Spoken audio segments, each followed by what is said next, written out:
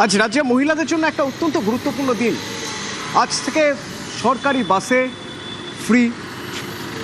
আজ থেকে পুরো দমে শুরু হয়ে গেল অন্নপূর্ণা যোজনা। আবার আজ যখন মন্ত্রিসভা সেই মন্ত্রীদের শপথ গ্রহণ, তখন দেখা গেল মন্ত্রিসভায় 7 জন মহিলা মন্ত্রী। শুভেন্দুর মন্ত্রিসভায় 7 জন মহিলা মন্ত্রী। আমার সঙ্গে সুস্মিতা রয়েছে, সরাসরি কথা বলবো। সুস্মিতা, এই বিজেপি ভোটের আগে এই বিজেপির বিরুদ্ধে মহিলা বিরোধী তকমা লাগিয়ে দেওয়ার চেষ্টা হয়েছিল।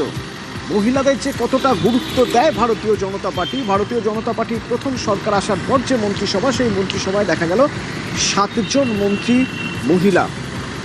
তারা কারা প্রথমে জানতে চাইব। দ্বিতীয়ত, এই 7 জন মহিলা মন্ত্রিসভায় এটা থেকে কি বার্তা দিতে চাইলেন ভারতীয় জনতা পার্টি? প্রথম জানিয়ে রাখি কারা এই 7 জন মহিলা মুখ বিজেপির মন্ত্রিসভা বা এই রাজ্যে বিজেপির গঠিত সরকারের মন্ত্রিসভায়। প্রথম অগ্নিমিত্রা পল, আসানসোল দক্ষিণ। দ্বিতীয় মালতী রাভা রায়, তুফানগঞ্জ। গার্গী ঘোষ এবং তার পাশাপাশি মৌমিতা সরকার, বর্ধমান দক্ষিণ। কলিতা মাঝি, এছাড়াও রয়েছেন পূর্ণিমা চক্রবর্তী এবং সুমনা সরকার বলাগড় থেকে। অর্থাৎ কলকাতা থেকে জেলা একাধিক জায়গার একাধিক মহিলা মুখকে তুলে আনা হয়েছে ক্যাবিনেট মন্ত্রিত্বে, অর্থাৎ পূর্ণাঙ্গ মন্ত্রিসভার। কেউ ক্যাবিনেট মিনিস্ট্রি পূর্ণমন্ত্রী, কেউ বা স্বাধীন ভারপ্রাপ্ত মন্ত্রী, আবার কেউ প্রতিমন্ত্রীর দায়িত্ব পেয়েছেন। আমরা এর আগেও একাধিকবার বিজেপিকে অভিযোগ করতে শুনেছি যে কলকাতা এবং কলকাতা পার্শ্ববর্তী জেলায় মন্ত্রিত্বের ক্ষেত্রে জোর দেওয়া হয়। সেই দিক থেকে দেখতে গেলে এবার বিজেপির মন্ত্রিসভা, এবং শুধু তাই নয়, এবারে বিজেপির তৈরি সরকারের মন্ত্রিসভায় মহিলাদের ক্ষেত্রেও কলকাতা থেকে রয়েছেন শ্যামপুকুরের পূর্ণিমা চক্রবর্তী, ঠিক তেমনই কলিতা মাঝি থেকে আসানসোলের অগ্নিমিত্রা পল, দীর্ঘদিনের রাজনীতিবিদ এবং দীর্ঘদিন অর্থাৎ দুবারের বিজেপি বিধায়ক। তার পাশাপাশি কলিতা মাঝি, মৌমিতা সরকার, যারা এবার প্রথমবার নির্বাচনে লড়াই করে জনপ্রতিনিধি হিসেবে নির্বাচিত হয়েছেন, তাদেরকেও বিজেপির মন্ত্রিত্বের মতো দায়িত্ব, সেই দায়িত্ব দিয়েছে। এবং দ্বিতীয় প্রশ্ন তোমার, যে কি বার্তা দিতে চাইলো বিজেপি? অবশ্যই প্রথমে যে বিষয়টি দিয়ে শুরু করলে, যে বিজেপি মহিলা বিরোধী, এই একটা প্রচার অন্তত বিরোধীদের তরফ থেকে বারবার প্রচারের চেষ্টা করা হয়েছিল নির্বাচনের আগে, কিন্তু সেই প্রচারকে বা সেই কথাকে নস্যাৎ করেছে বাংলার মানুষ। ভোট বাক্সেই তার প্রমাণ। তার কারণ সিংহভাগ মহিলা ভোট পেয়েছে বিজেপি, এবং তার পাশাপাশি মহিলা মুখকে সামনে আনা হয়েছে বিজেপির মন্ত্রিসভায়।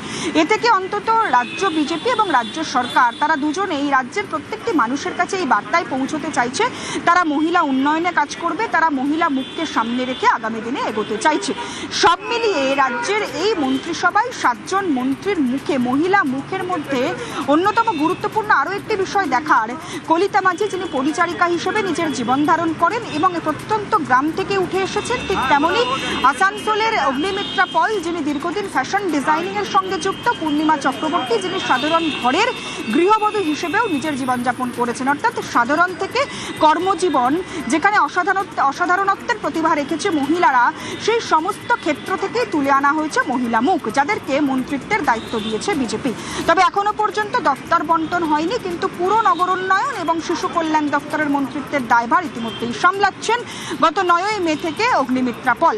সুতরাং যে 7 জনের নাম সামনে আসছে মন্ত্রিত্বের মহিলা মুখ হিসেবে, যার মধ্যে কলিতা মাঝি, গার্গী ঘোষ, পূর্ণিমা চক্রবর্তী,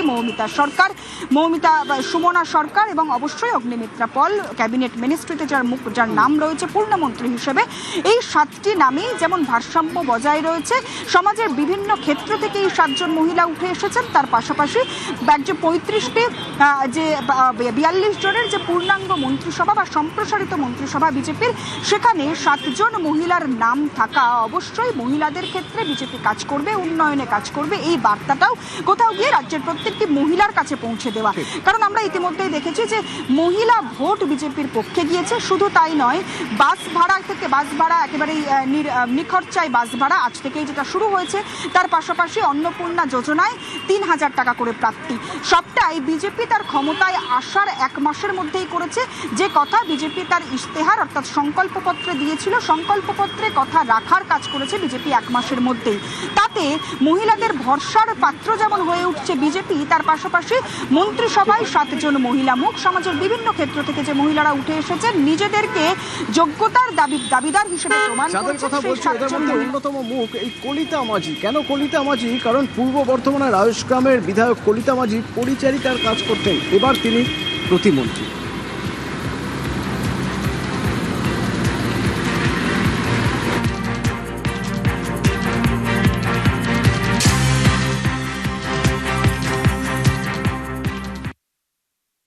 দেখুন, একটা মন্ত্রী তো পাওয়া খুশির বিষয়, খুশি লাগছে, ভালো লাগছে এখানে এসেছি, আনন্দিত। আমি যখন বিধায়ক হয়েছিলাম শুধু আউটগ্রামটা নিয়ে ভাবনা চিন্তা ছিল যে আমার বিধানসভায় যেখানে আমি জয়ী হয়েছি, মানুষ যেখানে আশীর্বাদ করছে সেই মানুষের জন্য কিছু করবো এবং জঙ্গলমহল এরিয়া সেটা যেন শহরে পরিণত হয়। কিন্তু এখন তো গোটা পশ্চিমবঙ্গে দায়িত্ব দেখা যাক।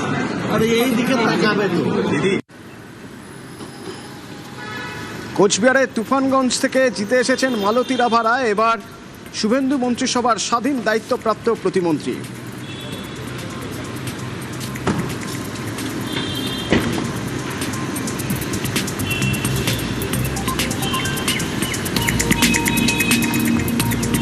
বর্ধমান দক্ষিণ থেকে বিধায়ক মৌমিতা বিশ্বাস মিশ্র প্রতিমন্ত্রী।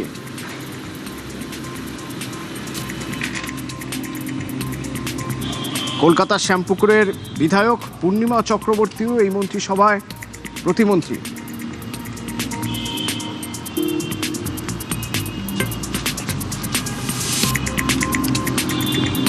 গার্গী দাস ঘোষ মুর্শিদাবাদের কান্দির বিধায়ক প্রতিমন্ত্রী। হুগলির বলাগড়ের বিধায়ক সুমনা সরকার প্রতিমন্ত্রী।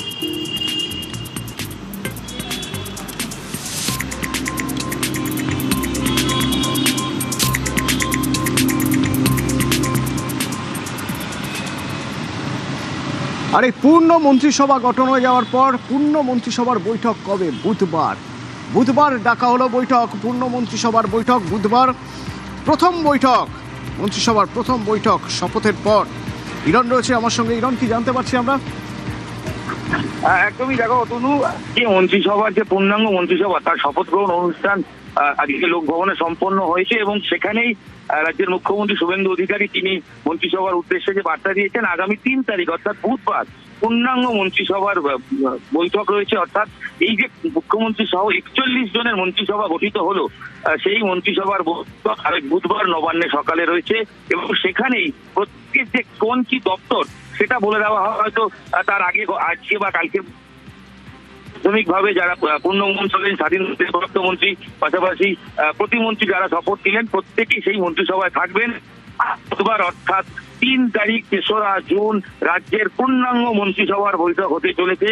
যেসব বিধায়ক উত্তরবঙ্গ থেকে এসছেন তারা সবাই এখন থাকছেন কলকাতায়, তারা এখান থেকেই আগামীকাল এবং সেই বৈঠকে উপস্থিত হবেন এবং পূর্ণাঙ্গ মন্ত্রিসভার প্রথম বৈঠক থেকে যে কর্মপদ্ধতি ইতিমধ্যেই রাজ্যের মুখ্যমন্ত্রী শুভেন্দু অধিকারী তিনি তৈরি করেছেন, যেভাবে টুইট নাও কাজ চলছে, সেই ধারা যাতে আরো অগ্রগতি পায় সে ব্যাপারেই কিন্তু বদ্ধপরিকর যারা আজকে নতুন মন্ত্রী হলেন প্রত্যেকেই।